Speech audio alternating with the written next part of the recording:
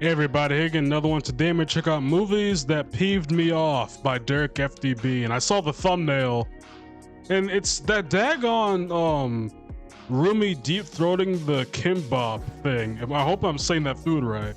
Is this just an ongoing meme? Because I feel like I see this in like almost every like heavily edited video of my life recently. And also I did do a reaction to the movie on Patreon. You can watch that for free. But yeah, I wonder if he's gonna, I think it might be like rage bait, clickbait, because you see movies that make me mad and that's the thumbnail and like everyone's like, ain't no way.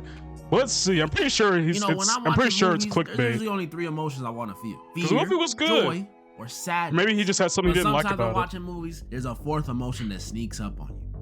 Anger. Whether it be characters in the movie, the ending of the movie, or just the plot. Sometimes there's movies that just bring out the rage in me. So I thought I'd go over some. Today, ladies and gentlemen, I'll be going over some movies that pissed me off. I'm sweating just thinking about it. And in the end, I'll go over the movie that angered me more than Okay, I've never seen this movie, but I've seen the clip where freaking Tobey Maguire crashes out. Most live-action adaptations. Live-action adaptations are one of those things that I haven't seen this. fascinated me as a kid. Granted, I haven't even seen like the animated version, so something about the show or video game or I'm not proud of it, but I just haven't seen it. I mean, I know like I know the arcs that happened, but nothing too serious. Especially Gardevoir. Especially Gardevoir. But the movie that broke this fantasy for me was the worst live adaptation movie ever. Dragon Ball Evolution. I got a lot of comments. It looks terrible. Over this. It looks like a Tubi movie. Y'all knew how I would feel about it. If you don't know this movie, this is the live adaptation of my favorite anime of all time, Dragon Ball Z. And this movie, like, this is one of those things where it's like, I don't know, it's just something that you can't see in live action. You know what I mean? Like, Dragon Ball is just one of those things where like it's so insanely full of power and strength that like anything but animation wouldn't do it justice. You could say the same thing about One Piece. I haven't seen a One Piece live action, so I don't know how. I mean, obviously you can't do the same thing in the live action as you could in the show. And granted, I'm pretty sure the show takes place whenever like the first season of One Piece took place. But even then, like from what I've heard, the live action One Piece, from a good majority, seem to like it. So I'm guessing they're doing it justice. Or whether it's the CGI or the acting or just the truth or just like the, what do you call it? Holding some truth to the original source material. I don't know. It's so I haven't seen One Piece like at all. I'm not usually a hard critic, but I mean it. This movie is terrible. I've never seen a movie get so many things from its original source wrong. And don't think I'm one of those nitpicking dudes obsessing over small details. He doesn't even look anything like Goku. He just looks like a random white guy. This movie got major things wrong. Instead of Goku being this Saiyan warrior monkey boy that everyone knows him as, in this movie, he's a high school student. A white American teenage high school student. At this point, just make a different thing. And flamboyant aliens, not school bullies and quiet kids. And it doesn't mean that Goku being a high schooler. No, they also got Piccolo, Fugazi, like, you know, Karate Kid with 2002 exactly. Like that's what I would have thought it was. I wish I was making this stuff up, but I'm not. What pisses me off the most about this is, did they even try, like, at all? No. I would say they got some messed up AI summary of the movie, but this dropped 16 years ago. So this means the dudes behind this film looked over at the Dragon Ball manga and anime DVD sitting on their desk and said, F it. Let's read a quick summary on Wikipedia and do it off the dome. Like, at that point, just make a different thing. Is so popular, you don't even really gotta know Dragon Ball to see how bad it is either. We can do straight visual. Look at Goku in the show, now look at him in the movie. Goku's teacher in the show, now look at him in the movie. He looks like Chase from Lab Rats. Like, look, hold on, let me go back. Look at Goku in the show, now look at, like, he looks like Chase from Lab Rats. Y'all not see it? Like, if y'all seen Lab Rats, y'all know what I'm talking about. Doesn't he not almost look like Chase? Take away like the most of the hair. Like, he looks like Chase. If not Chase, at least a younger version of Douglas, the evil uncle that turned out like to be like not evil, but It's kind of like a, just kind of weird, to be honest. Him in the movie. Goku's teacher in the show. Now look at him in the movie. It's even weird, just like move, you know, the Kamehameha. Dr. Everyone knows Doofenshmirtz. Like, in he's the show, evil, but like he movie. fights Why with is it Blue Air? the cause Even of then, good, one of I the guess. coolest villains in the entire series. Who is this? Piccolo on the show. Now, that's what? not Piccolo, bro. They made it's him not. light skin. How y'all gonna make the it looks like a Power Rangers alien? Just hurts as a fan. How you gonna give the most popular anime of all time one of the worst rated movies ever? But that's how it is for most live action adaptations, sadly. They all suck. Most of the Disney ones, trash. The anime ones good. like Death Note, trash. The Sonic movie, nah, it was good. I can't. Yeah, I'm about to say, the Sonic trilogy was good. What would y'all... Okay, let's like go down like a small list. I haven't seen most of the Disney live actions, but I saw the live action Aladdin, and out of all of live action versions I've seen, Aladdin is the one that I like the most. Granted, you know, the only thing that I really felt like was missing was the talking parrot, but I don't know if Guilford Godfrey was dead at that point or if he was just inactive as like an actor. I don't actually know. And even then, like, I don't know, like, I liked that version. Like, even though it was different, if you watch the live action one and you watch the old one, there's not that much. I mean, you have your obviously, like, Robin Williams. Yeah, Robin Williams and Will Smith. There's obviously that difference. And granted, your taste can be different for each one. Personally, I like both of them. But if I had to pick one, I would pick the Robin Williams version. But the Will Smith like variant wasn't bad. It was a different take, but at the end of the day, he played like his role well, and you could still tell like this is a fun character. And Will Smith, regardless of what you think about the slap, that was like what, for like 5 years ago almost. Yeah, probably around like 5 years ago. I don't know when it happened, but yeah, regardless of how you feel about that or the Jada thing, like Will will always be Will to me, to be honest. Like I watched Bad Boys 4, he was still amazing in that. And like I liked it. As far as like most other things, like I said, I didn't see most live action remakes to my knowledge. Like I didn't see live action Beauty and the Beast or Little Mermaid or Snow White, which I heard actually was like really, really bad. I've seen Lilo and Stitch. I like the Lilo and Stitch live action, even though I heard like a lot of people like had problems with it. I mean, I still liked it. Granted, it was different. You can't beat the OG. And I think that's the main problem with live action remakes is that not the main problem, but I think the problem with as far as popular opinion goes is they compare it too much to the original and they don't let themselves enjoy what's already there for the most part.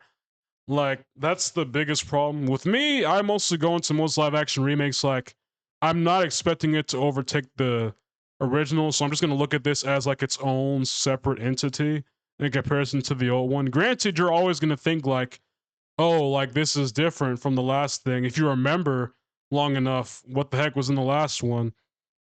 But at the end of the day, I feel like if you compare them, it makes your experience like 10 times worse. If you imagine them both as separate things in their own worlds, you actually would be surprised how much you like the live action one.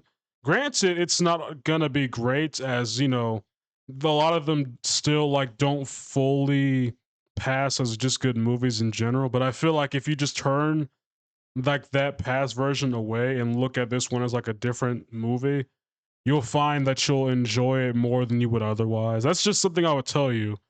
But yeah, not every live action one's bad. It has its gems. Like you said, Sonic, like that trilogy is still gas. I think the fourth one's coming out like next March. And then the one I have at second worst, the Avatar movie.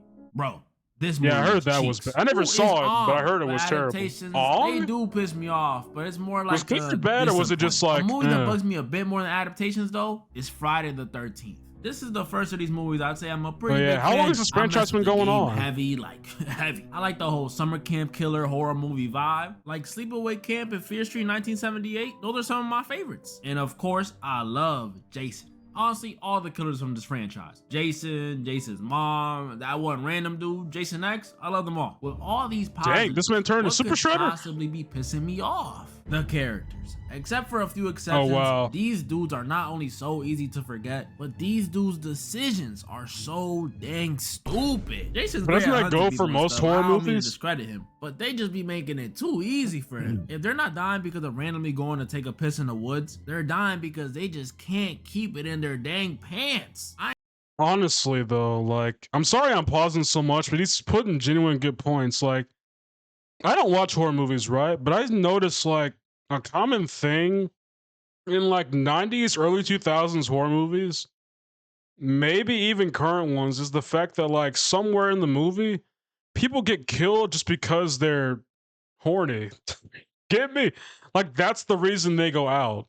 Whether it's skinny dipping in a lake somewhere, or like getting it on in the woods, or like getting it on even in your own house, or getting it on in like a random cabin in the woods, it just leaves you the most vulnerable.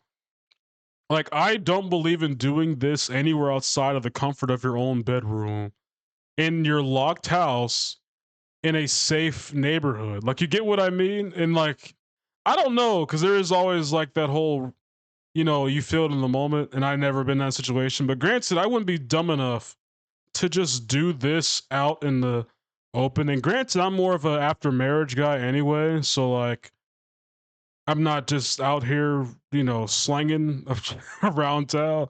But you get what I mean? Like, this is just how it always happens. Saying I wouldn't want to do the same. I mean, like I said, I don't know if it's as common now, there's a but time and a place. you know, they know they're at Camp Crystal Lake. It's also the way they go about it. Like, they'll be in the middle of the woods and hear a scream in the distance. What was that? I don't know. Take your top off to be safe. And this ain't just a Friday issue. This is a horror movie thing. Throw them up. Yeah, I'm about to say it's an all around. Characters making plenty of stupid decisions that just frustrate me. Saw got like 25 movies and they got at least one dummy in every one of them. No pun intended. Scream got people refusing to unmask the killer and trying to fit through doggy doors. Like, what are you doing? What? Same thing with The Ring. Hella dummies. And this one especially gets me mad, because who in their right mind is what's watching in a VHS that tells you it will kill you? Smart. And the sad part is, as much as I'm flaming these horror movie characters, some of y'all watching this will do the same things. Thank you. I personally wouldn't, but it's like, how are you so dumb to know something can kill you and still do it? Granted, you know, humans just, I wholeheartedly believe that no matter how many times, because I get mad at this with Death Note, right? This is my same problem with Death Note. It doesn't matter how many bad people you take out, there will always be new ones. Even though there are punishments for actions that they know will happen, they will do it for the love of the game. Do you understand what I'm saying? These people found a VHS that says it's cursed. They plug it in just to see if it was Cap. You know what I would do? You know what I'd do if I saw something like that? I'm not even bothering touching it. Even just looking at it, I feel like would cause something to happen. I'm not buying that I would rather buy daggone Golden Girls from Blockbuster than whatever the heck this is. And I would binge watch that VHS before I touch this Ring VHS. And Golden Girls might even be bad. I might actually rock with this. That's the crazy thing. I might actually enjoy myself. But yeah, anyway, that's just what gets me mad about like some horror movie thing. Granted, I don't watch many of them, but like hearing what happened, it just doesn't make sense. If this tape dropped today, and there's always one common factor. Some of y'all watching is gonna be tapping in. I'm not gonna say it. It's not me. It's not. No, it's probably you, bro. It's probably you. Don't lie to me. But no characters in a horror movie piss me off more than the parents from A Quiet Place. Oh my goodness. In a world where if you make noise, you die. These two not only decided to have a baby, which is one, irresponsible. They pretty much gave this baby a death sentence. And two, how did they manage to get down without making a noise? I need to know. But they also near were the reason their waterfall, other baby if I'm not died. mistaken. A lot of people like to blame the daughter for not noticing the kid take the batteries, which is fair, I guess. But me, I blame the parents for not watching their dang kid. Yeah, why was he behind y'all? And ain't look back once and notice the toy. Why are you carrying the 7-year-old and not the toddler? Mom, if you don't get back here and carry this 4-year-old, like, come on. Y'all are the reason this one died. Me as a, sorry, dang, I pause a lot in this video. Me as a relatively big guy. I'm not the tallest, but I'm definitely big and strong. I'm like 5'9", about a good 340 something. Strong legs, strong arms. Bench about 450. You know, self-glazing aside, why would you? I would never let anyone stand behind me when I'm walking in a path. Like every time, even when it's just like us walking into a football game at the high school, if anyone's behind me, I'm staying behind them. My mom would literally have to tell me, go ahead, for me to not be behind her. You get what I mean? I would not leave anyone that young behind me. You're either holding my hand, I'm carrying you, or I'm watching you in front of me so I know nothing behind you can get to you. That's just me as a very like protective man as a person. You get what I mean? I'm not going to allow this to happen, especially not in this world. Like I can understand if you're like on a hike or something and it wasn't sound detecting aliens walking around you, but this is different. And you know toddlers make the most noise when they shouldn't. They cry for the love of the game almost every day. And you think and you think it's not going to do it. I'm pretty sure he doesn't even know what the heck is going on. I mean, he might have an idea, but even in like the beginning of the Quiet Place movie, I swear this one was talking the whole time and running around in the store. I don't know how long the sorry, I don't know like how far in they are before the time skip in the movie. But from what I know, the mom was not pregnant at the time. So I want to say it was at least maybe a little over a year, almost a year, maybe. But this kid got out of there, right? Why didn't you like why is the kid not the first one out the door whenever you leave anywhere? Maybe the daughter could be like in the back at the most. And I'm saying at the most, the oldest daughter. Even then I wouldn't let my daughter stay behind me. I'm in the back no matter what. But it's just like, come on. You know how loud kids can be. Even when a kid knows they're gonna get whooped, the most like their worst fate is knowing they're gonna get a whooping, right? You tell them and then you look at them and they know what can happen when you say it, but like give it a good 10 to 20 minutes, they'll do it again. Hoping that you forget the previous punishment you promised them and just kind of teeter the line until they feel like either you ignored them and they feel like they can just do what they want at that point, or they find out the hard way. I know this because I was a kid. You get me? I'm not just saying this as an adult. I was a kid once, so I know. And it's like, why would you even allow that vulnerability to happen in the first place? Like, I've been seeing all these stories about all these kids being done dirty when they leave anywhere themselves. Even when it's like going, I don't know, like, because I saw this one story about like a girl that like went into like she was like going to like I think a bathroom or something like a baseball stadium. Then like some police officer did stuff, and it's like why? And she was like 9, I think, when I saw the story. Why was the parent not there with the person? Why? Like a stadium is a big place with lots of people walking around, and you don't know how far the bathroom is from your location. Like, mom, what are we doing? Granted, it's bad all around, and I give my condolences to that person. I mean, I'm pretty sure that's like a very, very old story that I saw, but still, like, you gotta watch your kids, man. Or not even just your kids, anyone that's your family that you know can't defend themselves if the opportunity comes around. And I got caught lacking a few times too. My brother almost got choked, dang near almost to death one time, and I wasn't there, and I felt I felt mad. I almost said a different word there, but I felt mad, bro, because I wasn't there. I was like, I think in the bathroom or something, and like, I mean, he wasn't like being attacked. It was like a friendly thing gone almost wrong, like he almost couldn't breathe or something, and like I just felt mad because I felt like I failed. So like, never again was I like, I'm gonna just sit back or like, you know, not be there. Like, that's just my instinct as a brother. Playing this kid's hand. Sorry for that long rant, but it's like, well, what is this? I was expelling my real feelings for a second. Noise. Literally me going, my 23 years on this earth will be over. It jumped, for real. Negligence in the real world, but in this one, nah. This is why I'm so passionate about telling y'all how I would survive these things, man. These oh yeah, he was making these. But I digress, because like I said a while back ago, I can make a whole video on stupid decisions in horror movies. And now, before I go over the movie that pissed me off the most, I gotta talk about a type of movie that pisses us off as a collective. Music. Oh really? I hate music. Okay, I know musicals. some people love them, but if you're asking me, 80% I of mean, them are it depends, Unless right? It's made by old Disney. I feel like you can't avoid feeling a little bit corny at some. The new Joker movie, but some of them be fire, bro. Trash. Everything they were building in the first one, ruined. Same thing with the new Mean Girls movie. Okay, Joker is just from a bad decision all around. Jingle Bell Rock in the first one doesn't mean you make the second one a musical. Wicked is another one. Oh my. You know what? I thought Wicked was good. Don't hit me where we slurring the or maybe it was like a theater kid type experience.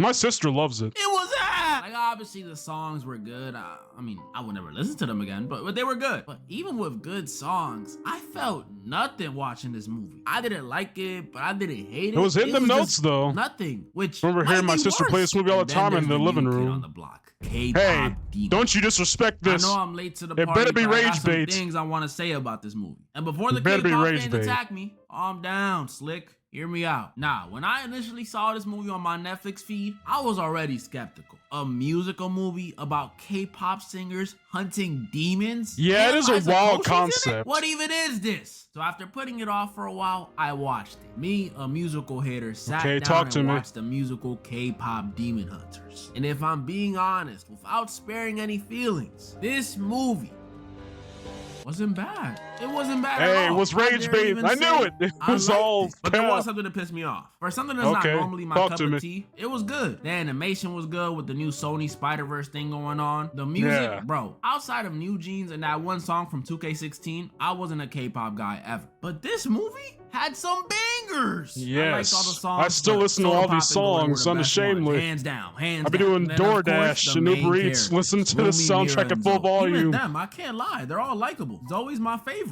Only thing I will say that she's just insane. About this movie, Rumi's adoptive mom. Oh my goodness, she was the worst. Bro, the entire final act could have been avoided if she just sat down Mira and Zoe when they were young and told.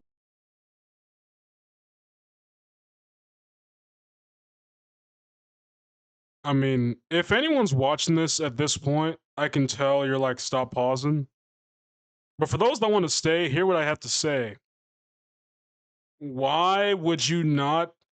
Because let's break this down, right? It would be so different if y'all was like the Avengers, where y'all fought crime, or y'all came together at night and fought crime and went back to y'all own home. Y'all live together. Y'all eat together. Y'all dang near are a family living in luxury, right? And you wouldn't, granted, I don't know whether or not that was part of the contract or they just decided to do that themselves because they're grown women. They can choose who or not they're going to live with. And I don't know if that wasn't the case for previous generations. So depending on how that went, I don't know. But it's like, once at least when you found out that we're going to live together, you should have been like, okay, let's break the ice right here. And even then, you should have told them day one. Like, you should have told them, right? That it's like it's like trying to, I don't know a good example, but like, why would you not tell this information? Because like, in the grand scheme of things, it's very like easy and minute thing to tell someone. It may be embarrassing, like my mom was a freak that slept with a demon and I came from that. But I feel like at the end of the day, it's like embarrassing, but it's like something that's like gonna be, it's one of those things where initially it might feel embarrassing and granted they might make fun of you, but it's like one of those things where like, once you get past that in like years down the line, it's only going to be like a funny thing mentioned in like conversation every now and again. And I just don't see how hiding this for 6 years from people is the right way to go. You know what I mean? Like, it could have easily been solved by just saying on day one and like Demon Slayer orientation or like recruitment or like drafting or whatever, like, hey, look, we're getting these ops over here, right? This one that you're working with, she got half the op in her, but she ain't with them. You know what I mean? And if they want more context, give the context. Because I feel like, because they're not unreasonable. Like, even at the end of the movie, they raised the weapons, but it was like, they did it out of like, it was like a instinctive response to kill demons. It wasn't the fact that they would have done it regardless. Like, they weren't unreasonable, or like, it was just the fact that it was lit on for so long and it was happening at the worst possible time imaginable. If you just displayed the information when y'all was at home in y'all's own space in like another night off, and you just decide you want to tell this, you can expel that information and like it won't be as bad because the world is not at stake. You get it?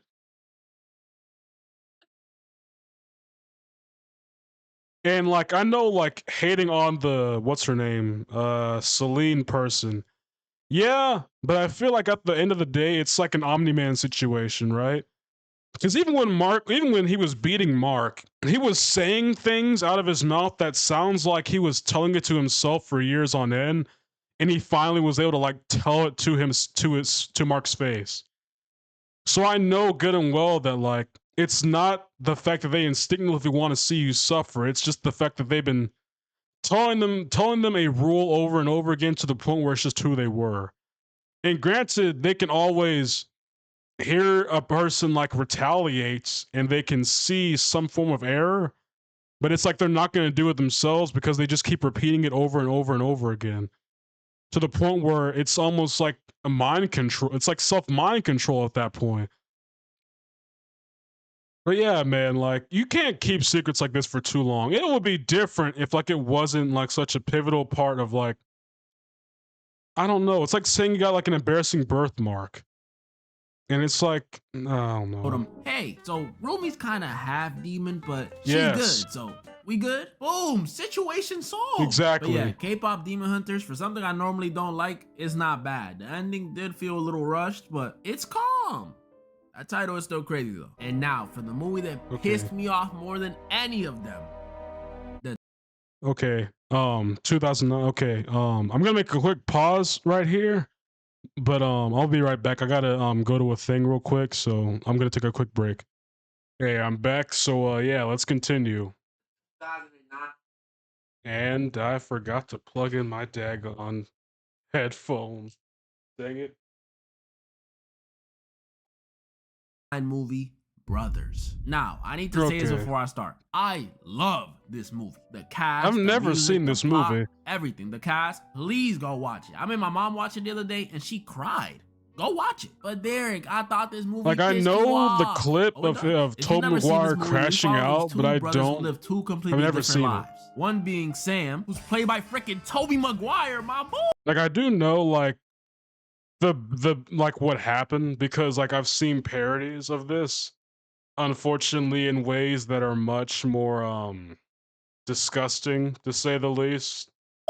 Best Spider-Man. No, if you watch tomorrow's teaching, you probably know the video I'm talking about. Who's played by Jake Gyllenhaal. I told you. I don't watch him on my own. I only watch reactions to it, but even then, it's terrible. Sam is a Marine with a happy family. He's got a wife, Grace, aka Padme, aka Natalie Portman. What the? 2 daughters, Isabel and Maggie. A house. You know, he has a happy family. While Tommy is a bum. Nah, just kidding. Not really. I don't know if he's broke, but he is an ex-convict, so not off to a good start. Point is, Sam good, Tommy unemployed disappointment. But one day, Sam being a Marine has to go back on tour to Afghanistan, which I always thought it was silly. How many times this happened in real life? Territory, a tour, like dude goes out to war, comes back, and bro or whoever's with his wife. Son, I'm going on tour to Afghanistan. I know what happens, like, his luggage. That's I know what happens, but like, how much does it really happen? Point is, Sam has to go back in the field, and I know how war goes. Before even touching down, Sam's helicopter gets shot down, and he is presumed dead. R.I.P. His family gets word of it, and obviously it hits them hard. His parents lost a son, Grace lost a husband, Tommy lost a brother, the two girls lost their father. I mean, even the people. We lost Spider-Man. Now you're probably like, what's there to get angry about, Derek? This is just sad. Well, after finding out about his brother's death, Tommy decides he has to step up and be there for his nieces. Being an alcoholic does in fact not pay bills. Aw, that's sweet. But while watching this positive shift in Tommy,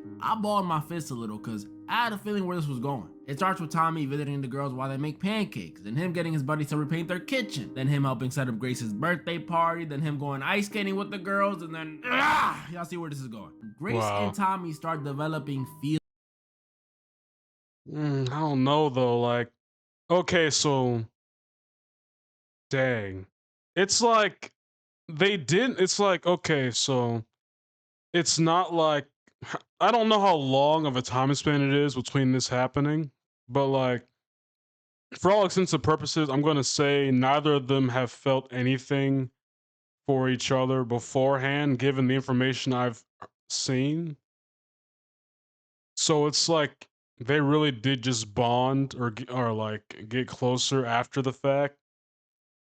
But even then, like, obviously, you know, it's out of respect for your brother, but it's like, for all, like, to their knowledge, the dude's gone.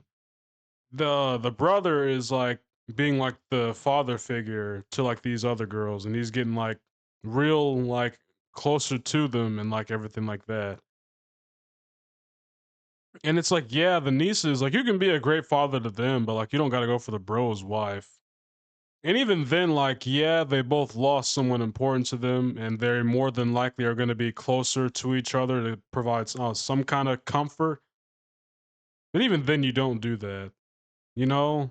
Like, granted, if I was the brother and the other one that was presumed dead, and I came back, granted, I'd still be mad, but it's like, to some degree, I would have to, like, be real with myself, and it's like, yeah, I know. It's not like unexpected. Like, it's not like, you know, I don't know how to explain it.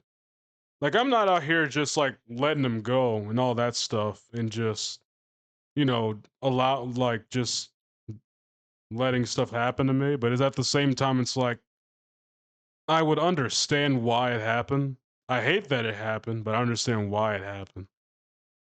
You know, I don't know. I just don't know how to say it. For each other. And even kiss. Bro, this had me fuming on the first watch. Like, how could y'all do my boy Sam like this? Tommy, that is your brother. It's in the title. Now we're in diapers together and you're the younger one? You're making us look bad. And Grace, you are a grown woman falling in love with two brothers. Wait, how old is he? The Summer I Turned Pretty? Yeah, I'm hip. I know that show. But Derek, can't you see that they're both grieving? I don't even know what that show is. Another, and in Tommy's case, this loss was making him a better person. Are you really that immature you can't understand their situations? First of all, yes, I am that immature. I mean, I understand this isn't a maturity. Accepting it is like a whole other ballpark. I don't care that Grace is moving on or that Tommy is getting better. I like them. I'm happy for them. But does it have to be your brother's wife and your husband's brother? Like, literally everything would be like completely fine if he didn't go for the wife. One of my favorites. Why couldn't they just find somebody there? And third of all, which is the reason this whole debacle pissed me off even more, I ain't tell you this, but Sam survived the crash. Yeah, so the whole time Tommy and Grace were over here enjoying each other's company, going ice skating, sharing drinks, kissing, Sam was trying to survive being tortured mentally, physically. Put this man through the brig like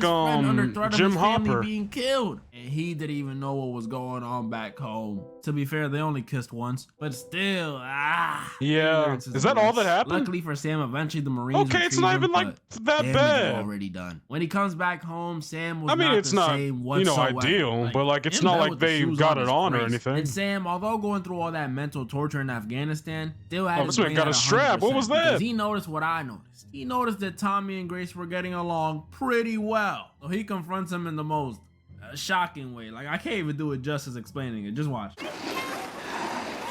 Did you her? What? Bro, this has me dead every time I rewatch. He said that. Look at his face. He said that with a smile on his face. And he's like flabbergasted. He's like, excuse me? Tommy ends up telling him no, he did not, which is actually the truth. They did not do anything besides kiss from what we saw. But he didn't tell him they did kiss, which still led to an issue. Because since he wasn't clear about this, a small part it wasn't even like a bad kiss either from what I saw. It was like a, maybe like 3-seconder, maybe 5. Infamous scene in the movie. The birthday scene. And even then, the birthday scene. I don't know. So after some feeling guilty, like I said, it's not best, but like at least he didn't go that far. Attitude and trying to get better. If you're wondering how bad his attitude got, but I guess you could also say it could have just been like a matter of time. Crazy. We get if it prolonged any further. My blood pressure's going up just remembering. So everyone's chilling as they celebrate the youngest daughter's birthday. You know, whole fam's there. That's some good chocolate cake right there.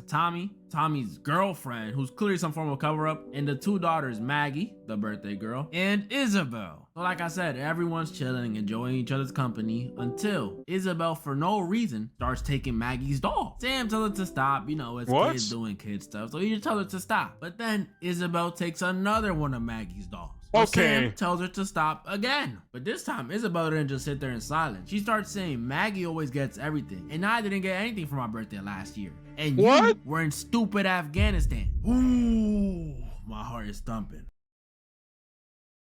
Yeah, granted, I wouldn't whoop her for saying that, but at the same time, you ain't getting nothing for a while. Like, it's one thing to be mad you didn't get something for a birthday. You can feel upset about it, but telling me about it in a way where you like are pinning me down for not doing that and he wasn't even there. He was all the way over still fighting. So why are you mad? You should have been more mad that he wasn't there than not getting a toy. You can always get new toys, but you can't get a new father. Like, why isn't she happy that he's back? Was he like aggressive? Did he like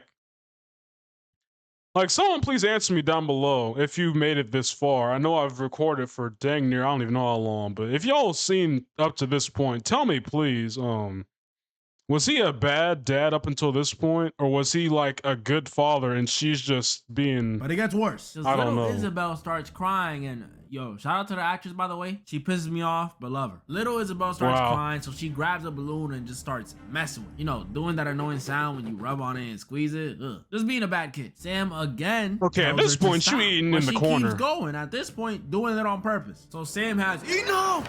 Pops the balloon, and this is where it all went downhill. This little girl Isabel tells Sam, "Couldn't you just have stayed dead?" What? Hold on, she continues. "You're just mad Mom rather sleep with Uncle Tommy." Isabel. Mom and Uncle Tommy have sex all the time. And you lying? Bruh, oh my gosh. I'm gonna let him talk. Oh my days. Why would you say that? This scene did something to me when I first watched it. Somehow, this little girl went from a character and it's like they can't even say that it was a lie. Oh my goodness, there goes the blood pressure. You know how painful that must have been for Sam to hear? They can't even tell the truth because he wouldn't believe them. Anymore, but she'd rather my because he already assumed the worst when he came back. Yeah, my wife and brother betrayed me. Bro, I genuinely hated all 3 of them after this, especially Isabel. There was no need to do all that. Shout out to Bailey Madison. But Derek, she's just an angry kid. First of all, I don't care. And second of all, y'all don't understand yet. Because I had even more reason to be mad when later that kids night, have been whooped for less. Ride home, these used to be terrifying. We see Isabel and Grace talking in bed, and it's revealed that Isabel straight up lied. Which is like, phew, I guess I don't hate Tommy and Grace. But you lied? That's more messed up than telling the quote-unquote truth. Especially because this little lie leads to one of the saddest moments I think I've seen in any movie. Grace, after putting the kids to bed, walks in on Sam sitting in the living room, crowbar in hand. And here it goes. Sam walks into the kitchen. You know what's crazy? He waited. She knows what he did to get back to her. No. You know what I did? Yep, here it is.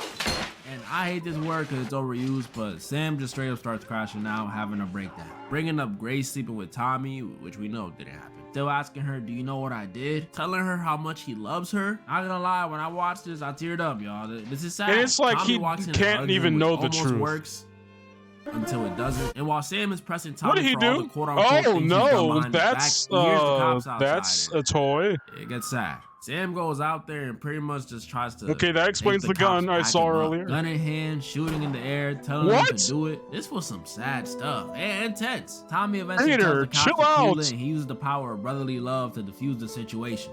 Somehow. I'm sorry, but I can't help but say it. If Sam wasn't a war hero and he was a few shades darker, this movie's ending would have been darker. The movie ends with Sam being hospitalized and him and Tommy and Grace being in good graces and him telling Grace what he did to get back to her and the family. Kill his friend. Like I said, this movie pissed me off, but man, it's sad. And it's some heat. As much as I blame Isabel and Tommy and Grace, I know it's all stemming from the war. Cause that's what this movie's about, the consequences of war. So I hope this taught y'all that not all movies that make you angry are necessarily bad. Sometimes they just make you emotional.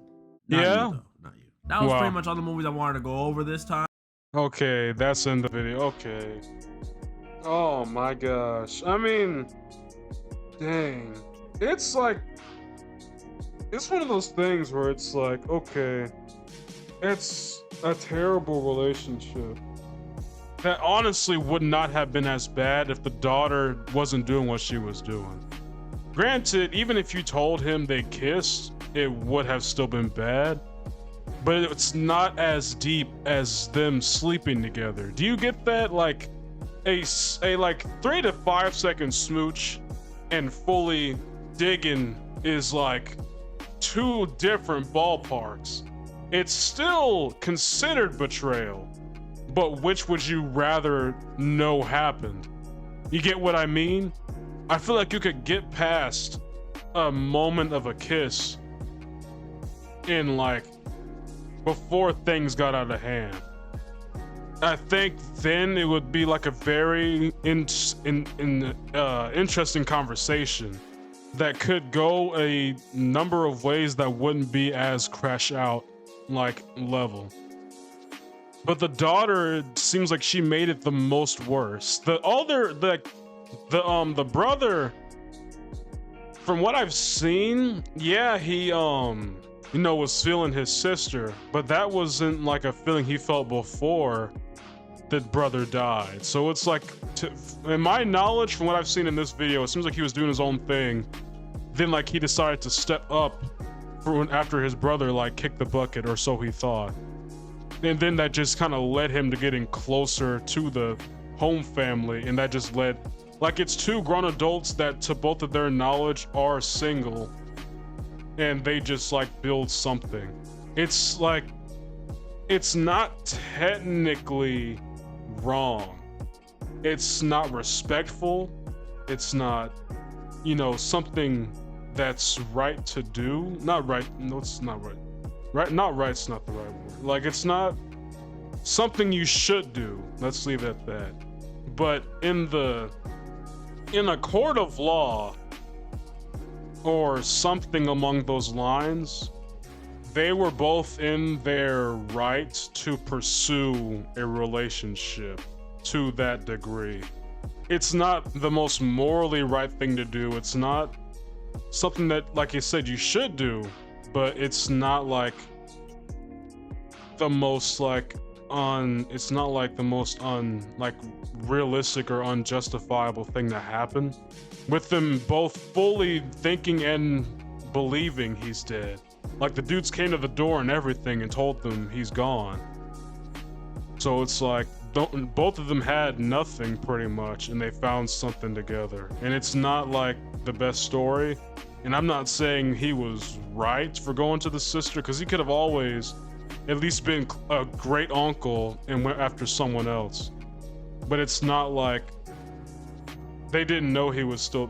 I guarantee you, if the brother knew the other one was still alive somewhere, or at least had faith he was out there somewhere, he wouldn't have fully done it. He might have, been there for the nieces, but I don't think he would have gone for the wife. If he really, had some clue or some inkling that he could still be out there alive. Because he didn't seem, from what I've seen, he didn't seem like a bad guy. At least, pre-character development. He didn't seem like a bad guy. But I guess that really was just my take on this. It probably didn't even matter. I just like saying my piece on stuff. But hey, I hope y'all enjoyed this. Have a good day, and God bless.